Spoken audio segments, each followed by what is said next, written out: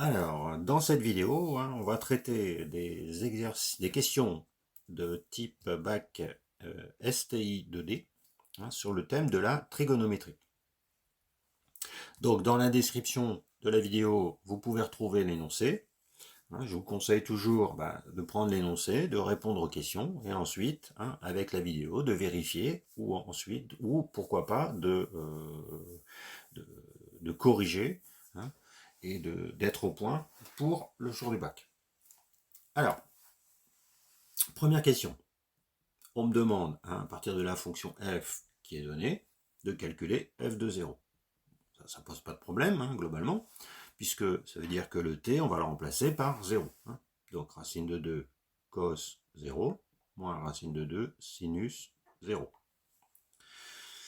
Donc, ça fait, si on calcule tout bien comme il faut, racine de 2, alors cosinus 0, c'est 1, moins racine de 2 fois 0.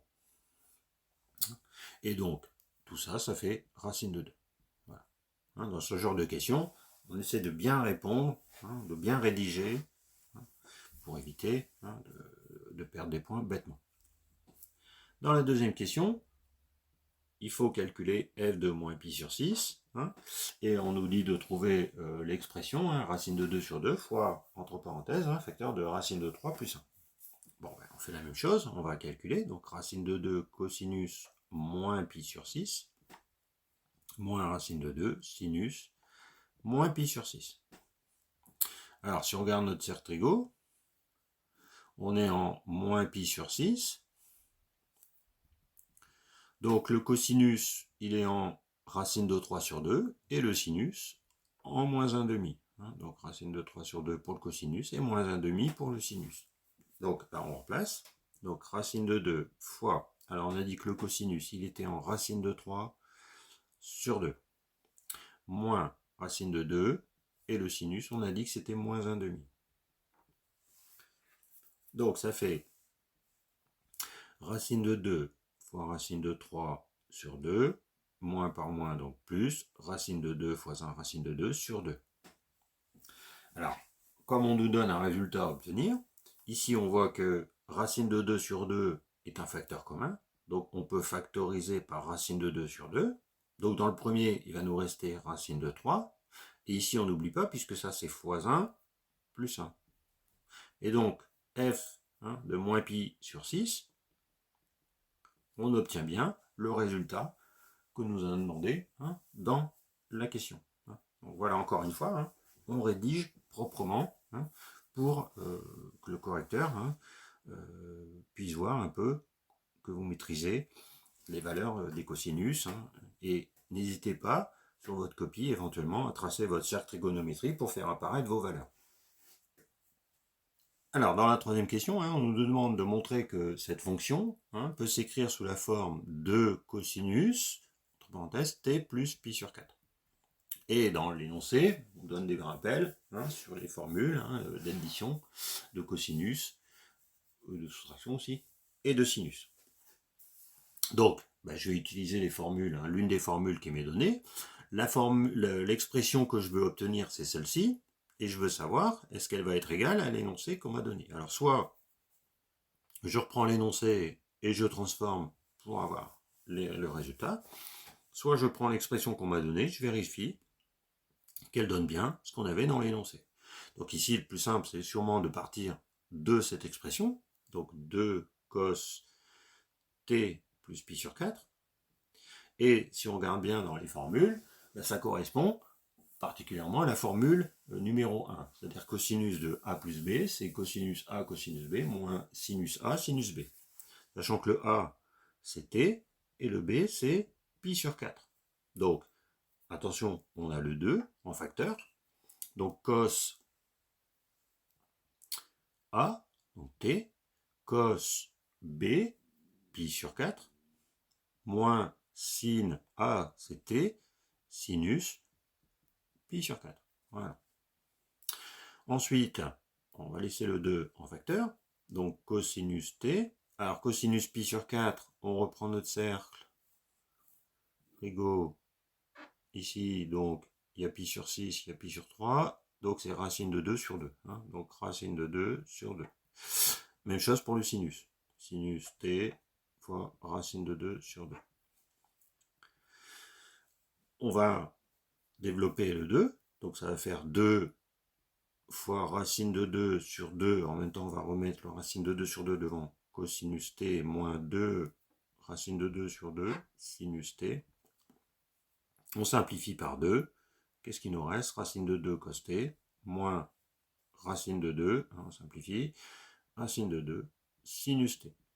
Ce qui correspond bien, hein, donc le 2 cos t plus pi sur 4, ce qui correspond bien à la fonction f que l'on avait dans l'énoncé. Hein. Donc, on a bien montré ici que pour tout t de R, la fonction f pouvait s'écrire sous cette forme-là. Hein.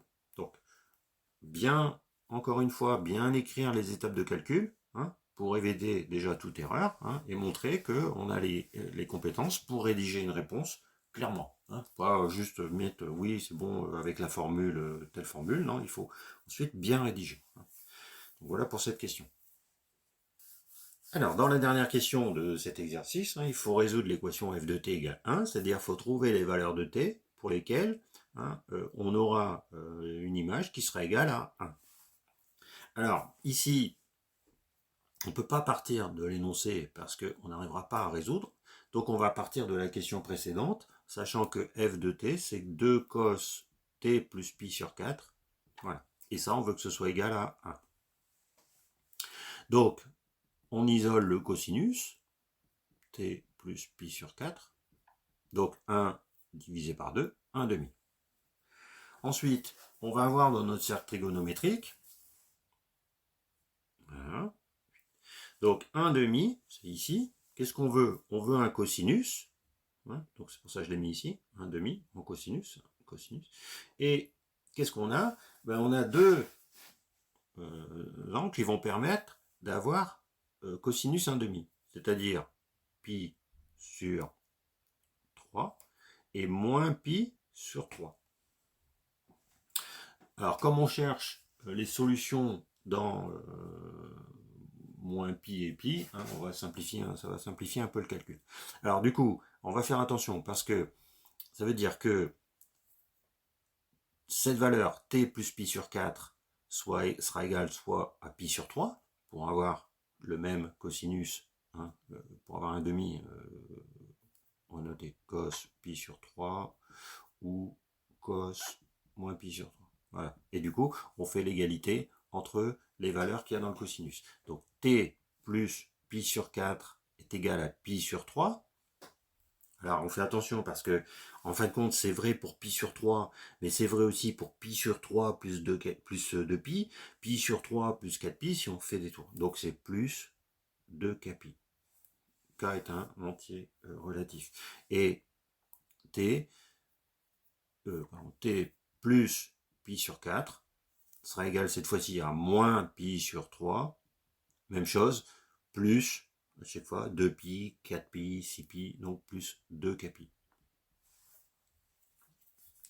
Et on isole le t, donc ça fait pi sur 3 moins pi sur 4, donc toujours plus le 2 pi. Et ici t égale moins pi sur 3 moins pi sur 4 plus 2 pi. Alors ici, on met le même dénominateur, hein. Donc on va mettre sur 12, hein, fois 4 fois 3, donc 4 moins 3, donc ça fait pi sur 12, hein, pi sur 12, plus 2 pi, et l'autre, on va faire pareil, fois 4 et fois 3, donc là on va avoir moins 4 moins 3, on va avoir moins 7 pi sur 12, plus 2 pi. Et comme on cherche les solutions dans moins pi, dans l'intervalle moins pi et pi, hein, on voit que si on rajoute pi sur 12, si on prend pi sur 12 et on rajoute déjà une fois 2 pi, hein, bon on n'est plus dans l'intervalle moins pi, pi. Donc du coup, on a ici les deux solutions que l'on cherche. Hein. Donc f de t est égal à 1. Voilà. Alors les solutions dans l'intervalle moins pi, pi sont pi sur 12 et moins 7 pi sur 12. Voilà. Question qui est un petit peu plus compliquée à traiter. Ensuite, si vous n'arrivez pas à la traiter sous cette forme-là, bah, peut-être qu'en utilisant la calculatrice et en rentrant la fonction ici, vous allez obtenir à un moment donné, vous allez trouver les valeurs pour lesquelles la fonction est égale à 1. Alors la question c'est, on n'a pas toujours les valeurs exactes. Bon, au moins vous pourrez mettre les valeurs approchées, mais l'idéal c'est quand même de résoudre la question comme ça, même si c'est pas le plus simple. Mais bon, question à travailler quand même, hein, domaine à travailler, on n'est pas, hein, on peut avoir cette question. Donc voilà pour l'exercice hein, qui travaille sur la trigonométrie hein, en STI 2D.